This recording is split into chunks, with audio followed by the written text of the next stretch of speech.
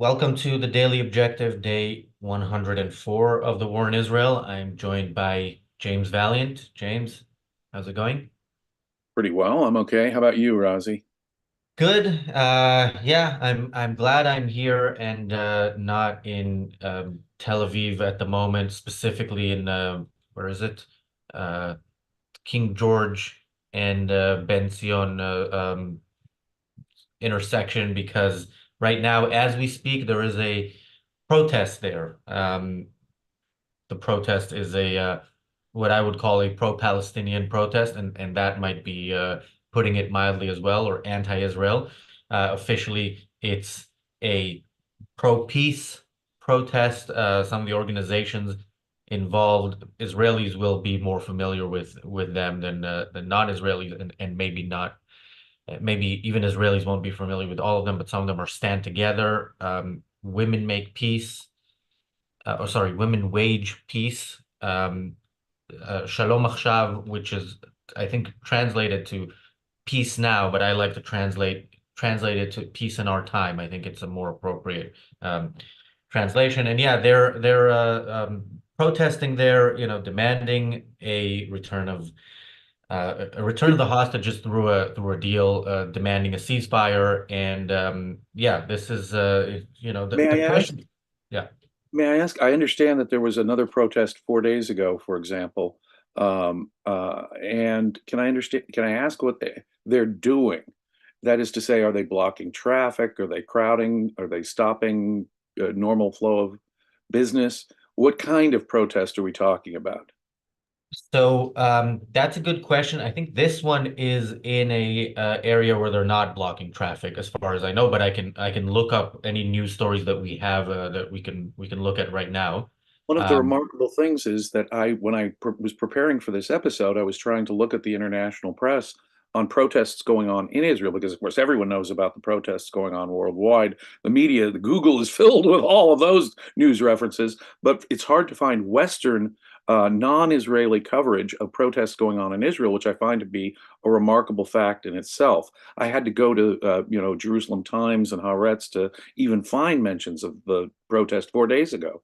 An astonishing thing, because I think that the West isn't happy in showing that there is free speech in Israel, that there are civil rights in Israel, that Israel is the only place where you might do this. Such a thing is inconceivable in, say, Saudi Arabia, Iran, on the Gaza Strip when Hamas controlled it. Such a thing would be absolutely inconceivable. And showing that Israel has a respect for freedom of speech to whatever degree, I think goes against the narrative and against, of course, the reality that Israel is actually the only morally legitimate state in the region, a point that we and your own Brooke have been making, I think, very strongly here.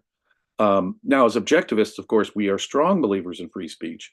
And it would be insane to curtail freedoms, curtail the liberties that we stand for in order to fight the enemy. That would be destroying ourselves and the very reason why we fight the enemy. And so, and here at ARCUK, for example, we've criticized the Israeli government, we've criticized the American government, we've criticized the British government, and there, even during times of war, there is such a thing as freedom of speech. However, I think there are things that the government has every right to be alerted to. As objectivists, we know freedom of speech does not mean the right ever to violate anyone's rights. I don't care what your issue is. I don't care if it's a time of peace. I don't care if you're talking about, when abortion should be made illegal, or what the tax level should be. You have no right, whatever your issue is, whatever your cause is, to violate the rights of other people, to block traffic, to block business, to interfere with their rights. So, this is especially urgent during times of war. I mean, Israel right now is marshaling all of their resources to fight an enemy, to have normal business blocked, to have traffic blocked, to have ordinary people being interfered with in their rights. Also, being in time of war, look, as objectivists, again, we don't really believe that government should be controlling a lot of property. Property rights are an individual, private thing. But for whatever the state of your government land is, if it's government land and it's protesting against government policy during time of war, I do not respect any kind of right in that respect. So, More than that, the government has a right during time of war to check these people out. There are certain things you absolutely cannot do during time of war. For example, recruit for the enemy, raise money for the enemy, try and get material resources for the enemy. So, does the government have a right to check out who's protesting and to monitor their activities and to make sure they're not giving aid, comfort, and any kind of material assistance, even recruiting for the other side? Yes, they do. All of those things can be crimes during time of war without so touching, it seems to me, freedom of speech and the freedom to criticize a government during time of war, which I do think is important.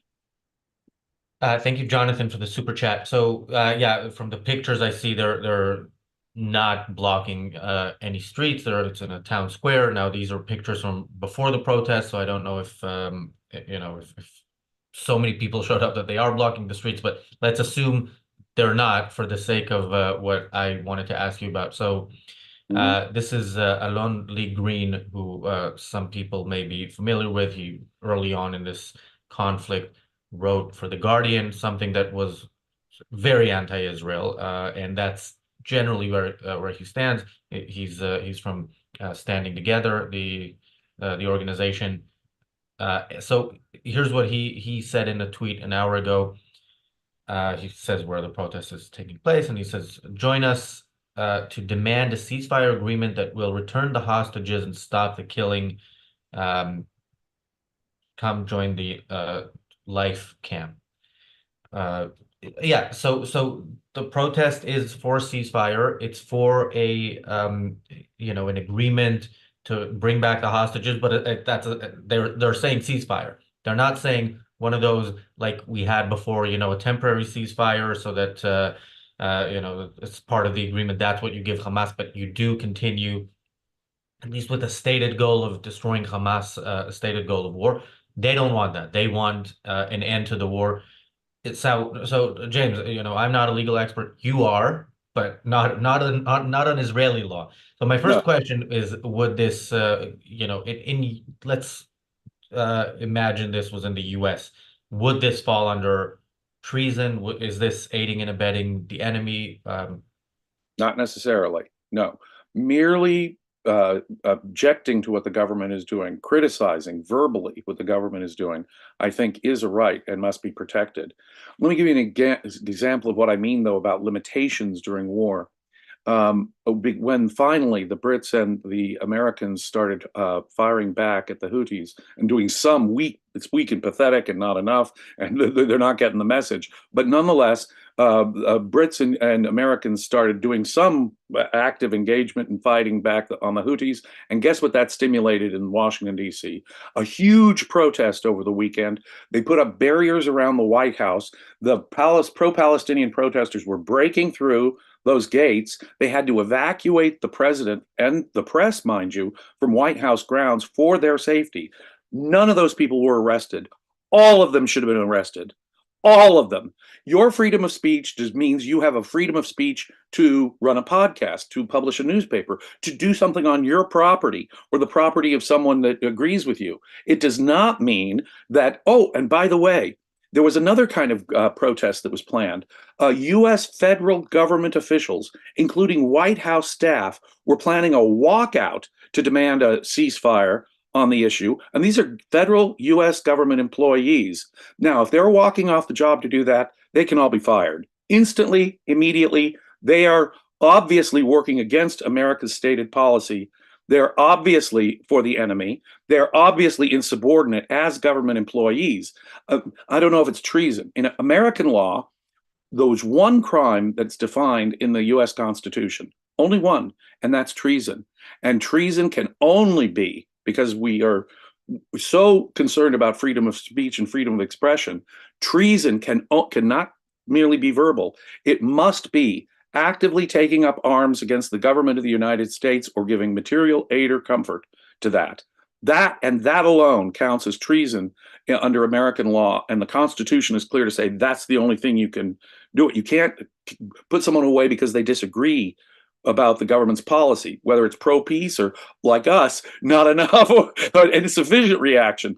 whatever your criticism of the government, the criticism is protected. The verbal criticism is protected. Run an op-ed, make a speech, but it's on your megaphone, your platform, your podcast. You don't have a right to interfere with other people. But if you're working for the government, if you're interfering with government's activity, if you, like I say, even if you're just simply recruiting for the enemy, those are all things the government can make criminal during times of war, and that doesn't have any implications on freedom of speech, as far as I'm Wait, concerned. wait. So if I'm marching through DC and you know showing my support for the Houthis and saying, I hope they kill American soldiers and so that is still during a time of war. Let's say a war had been because no war has been declared here. No, Let, let's say a but war has been Americans and declared. Brits are firing weapons. We don't call it war, but you know. So let's say there is such a thing as a formal formal declaration of war. Let's say that had been done. So then marching through the streets and saying, I hope the Houthis win. I hope they kill as many American soldiers as they can, and so on. Is that still under free speech during a time of war? War or peace, you can't block the streets. Full stop. War No, or not peace, not you blocking the can't block the streets. This streets. is Let's done. This is assume that you were doing it on your own private property, on your own. yeah. Uh, you somehow got the permit to use a park that day, something like that.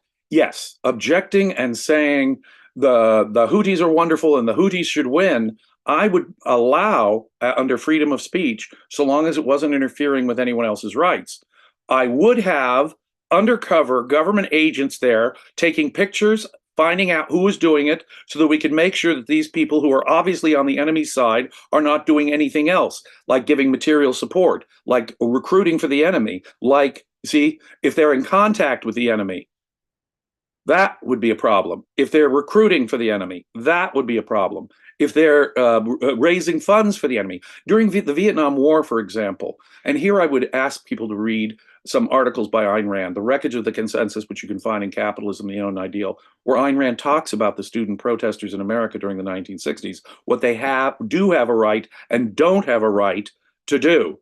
And that gives some wonderful, wonderful guidance on what free speech is and where it's important. Ayn Rand also did not think that it was the government needed to lie in most cases. She did believe that if there was a government operation going on and we had to keep it secret, yes, a temporary secret or even a temporary misleading of people, it would be appropriate if you're engaged in war. Otherwise, she believed the government has no business lying to people and people should be free to say whatever they say, but not interfere with other people's rights. That is absolutely critical. Now, if you're raising money for the Viet Cong during the Vietnam War, if you're like Jane Fonda going over there and having pictures taken on top of Viet Cong tanks, that can be criminal in my view. That is giving material aid and support to your enemy in a time of war, even a war I disagreed with, one that Ayn Rand disagreed with fully and completely. She didn't believe in the draft. She didn't believe in the war. She thought that people who and she objected to it. She had free speech rights. She had a right to in her magazine complain about it, or in her column in whatever a publication would allow her to do it, or at the Fort Hall Forum. She has freedom of speech to say, I don't like the Vietnam War. I don't like the draft. Let's get out of it, even during time of war. That's free speech. Absolutely. And we cannot turn ourselves into an authoritarian dictatorship because we're fighting an authoritarian dictatorship. That would be wrong. Now, the link to that article, The Wreckage of the Consensus, is in the chat. You can read the whole article.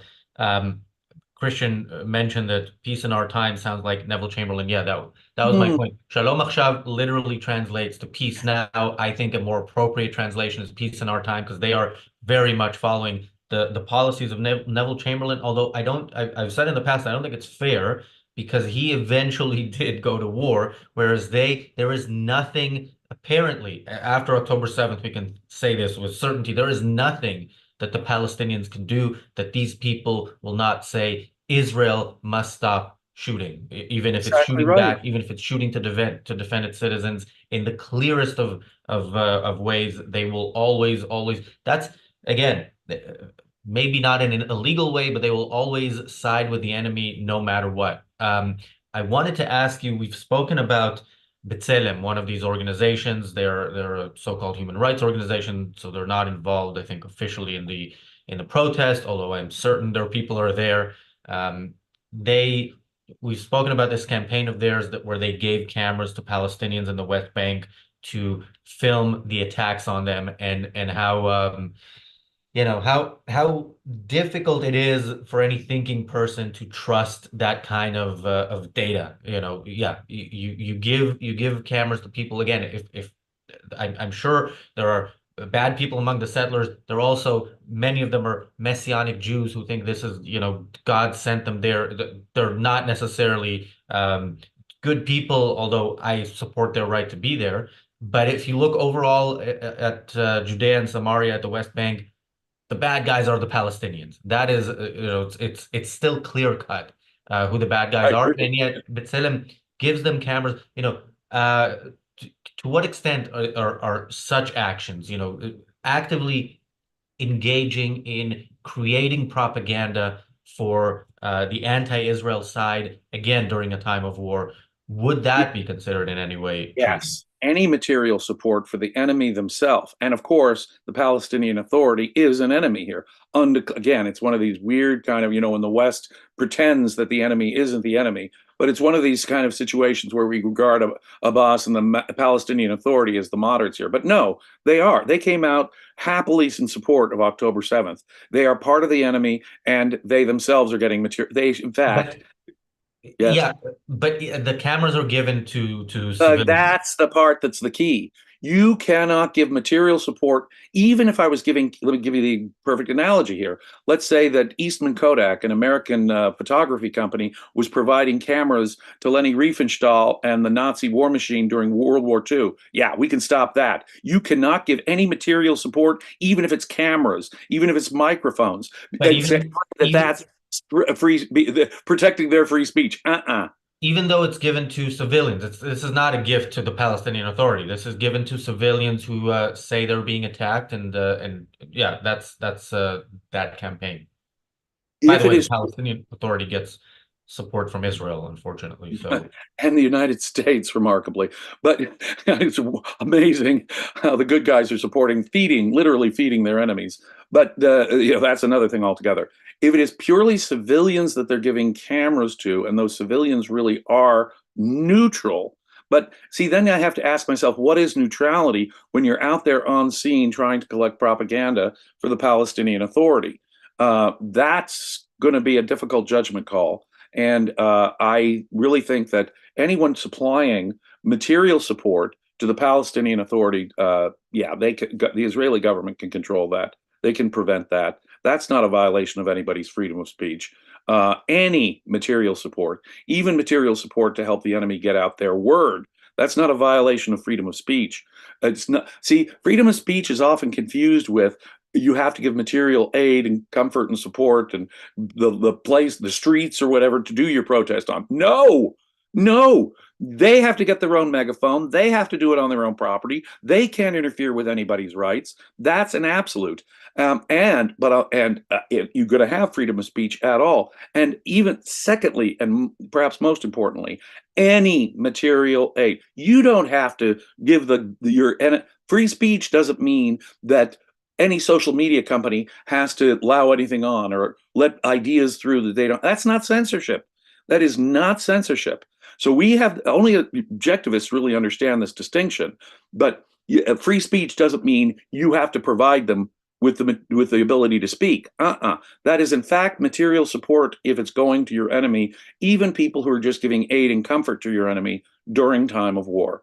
And so no, yeah, we can prevent megaphones, radio mics, and photographic equipment from going to the Nazi propaganda machine. So similarly, Israel has every right to prevent any material support to support the Palestinian propaganda machine. yeah, we were talking yesterday about this about Owen Jones complaining that he's been shadow banned by Facebook for supporting the Palestinians, and a Human Rights Watch report. This is what Human Rights Watch spends their time on, a report of how Meta is systematically Oh shadow my banning goodness, has pro-Palestinian. And that? I mentioned that the Ayn Rand Center UK had an image quote of a Rand quote removed as well and our account restricted over something like that. Again, that is Meta's choice of policy, but the reason Human Rights Watch sees it as systematically silencing or censoring, as they called it, censoring pro-Palestinian voices is because they don't care about, they don't know if anybody is saying anything pro-Israel because their people are on clearly on one side. Thank you, It's super Gail. hilarious that we've got people on the left now complaining about social media. Oh yeah, they're When it sounding was like the right conservatives. all before. Guess what? Social media can have its own editorial policy. Yeah, Period. It ain't censorship, folks. yeah. Nothing like censorship. No. Thank you, Gail. Thank you, Bonnie. Giving material aid to the Ayn Rand Center UK, I'm sure would be a crime in some parts of the world, but you should be What proud to be a criminal in those a parts of the great world. virtue in the rational free world. And thank you, Christian, for the super chat. Christian says, so the aid trucks are treason forced on Israel by the US. I don't like this forced on Israel by the US. Israel should stand up for itself, even Yeah. even as important as the US is as an ally. Israel should be clear because they know what is going on with this. So they can be clear about we're not going to fuel the enemy while they're killing us. That makes no sense. Why are you even supporting us if you want us to do that? So yeah, this is a So point the where very thing that the ironic point I would make here is the very thing that I think should be something that the government can restrict and make illegal during time of war, the government is doing, providing material assistance to the bad guys, providing material aid to Hamas, in effect. So the governments are the ones doing or allowing the very thing I think should be criminal during time of war, giving material aid and comfort to the people you're fighting. Huh. yeah, I don't remember if we spoke about this on the Oslo episode or if I spoke about it in the Hebrew interview I did about the Oslo Accords. But yeah, there's still the question in my mind about whether those negotiations would count as treason. We've spoken on this channel about how people give super chats while they're on the air. We have now, I think, for the first time, have a super chat from the producer who's not on the air, but he is behind the scenes. Daniel says. Owen Jones mentioned tip jar in as a super chat. That's a tip jar I can get behind. I do that for free, but I will do that more happily, not You for know, free. I was on X earlier today and I saw Owen Jones complaining that somehow folks like us are getting silent and disappearing, and that somehow the complaints are going away about the people supporting Palestinians. They do not go away here, ladies and gentlemen. At the Ayn Rand Center UK, we're going to continue this. We're not going to change our policy. We're not going to change our position on this.